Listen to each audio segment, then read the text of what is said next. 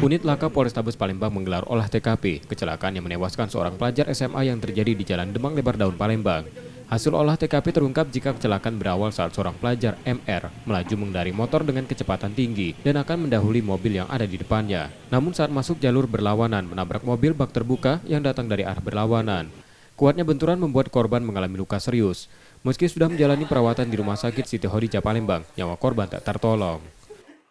Ditabrak oleh sepeda motor yang datang dari arah berlawanan menghindarkan kendaraan yang di depannya. Korbannya mengalami luka-luka di bagian kepala, meninggal setelah perawatan di Rumah Sakit Siti Khadijah.